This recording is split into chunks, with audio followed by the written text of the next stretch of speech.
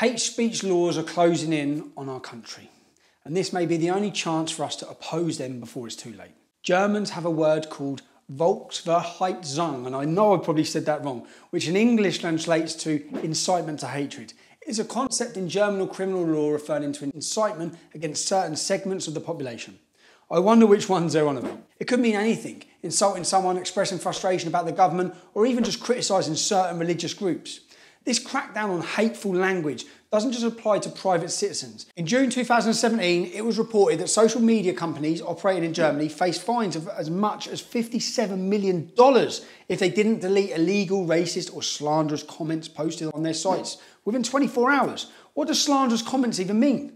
Germany witnessed an increase in racist comments and anti-immigrant language after the arrival of more than 1 million migrants from predominantly Muslim countries. It's hard to know what was being said, but I would guess it would have been something to do with the spike in violent and sexual offences since the mass immigration policy was put into place. It's just a little hunch I've got there. In Sweden, a man was convicted of defamation for liking a Facebook post made by another user, for liking it. In Canada, the motion M103 bill was introduced in March 2017, condemning Islamophobia and all forms of systematic racism and religious discrimination. What is Islamophobia? What constitutes Islamophobia? How can you make it illegal? You don't even explain what it is. And here in the UK, we now face similar threats to our freedom, dressed up in a trendy nickname, the Hate Crime Hub. It all sounds fluffy and kind, but we should actually be concerned and terrified about this. Today, launching Britain's first police unit dedicated to tackling online hate crime, London's mayor told 5 News it's an issue he himself has faced. Have you ever been a victim of hate crime? On a daily basis, people will troll me, and sometimes it will turn towards online hate crime. And people think that inciting hatred or committing criminal acts simply because it's online gives you an excuse or means that you can't be caught, or that there's a veil of secrecy or anonymity. That's not the case. The Hub is a specialist police unit made up of 5 specially trained Met police officers whose job will be to identify, prevent and investigate perpetrators of online abuse. Not online abuse against me, no doubt, just online abuse. Anyone criticising Islam, this basically means.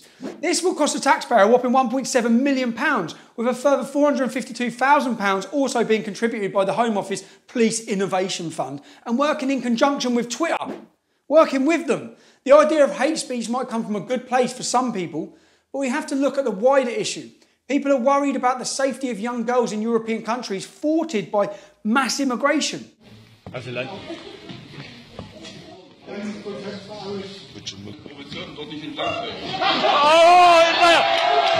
Blonde girls in Sweden are dyeing their hair black so that they don't get sexually assaulted by Muslim immigrants. Women are frightened to go out. When I went to Rinkeby in the evening, I was the only female, certainly the only white female. And when I spoke to the ladies, it's because they're terrified of the crime, they're terrified of the gangs. And one particular lady I spoke to, she runs home at night because she's fearful of all the men that gather at night under the bridge where she lives. She was frightened to have her picture taken because of the feminists. Because if she spoke out, she would be labelled a racist and they would hunt her down. Music concerts are shut down because of mass rapes. At the 170,000-strong festival in 2014, 17 teenagers said they'd been sexually attacked and 1 complained of rape. A year later, there were 19 assaults and 1 rape. 1 person is being prosecuted. And women are now unwelcome to sit and enjoy a coffee and even go to a shop for a pint of milk. Imagine que tu veux prendre un café avec une cousine, une amie, ta femme. Non? Normal. Ta cousine, elle reste chez elle. Ah bon? Elle fait ce qu'elle veut, mais pas avec moi. Ben voilà, dans ce café, il n'y a pas de mixité. We wear dark clothes, trousers, no skirts, no obvious makeup. Red lipstick is out of the question. We erase ourselves, try to be the most discreet possible. Why? Because we're scared, simple as that. If you openly oppose these things, you'll either be imprisoned or fined. That's where we're heading. Think about that. Think about your freedom. Think about your free speech. Think about all the people that died to give you the opportunity to speak freely. They're taking it with all these little laws. Hilft uns endlich. Es kann nicht mehr so weitergehen. Bitte macht etwas. How many people across Europe are unable to talk about these issues now? Well, we still can, just about. If we don't start opposing these restrictions, we may lose the right in the near future. I don't know about you, but my speech, my right to oppose the destruction of our civilization is something I'm not prepared to give up. Free speech is worth fighting for. Thanks for watching. If you like that and you want to see more, click like and subscribe.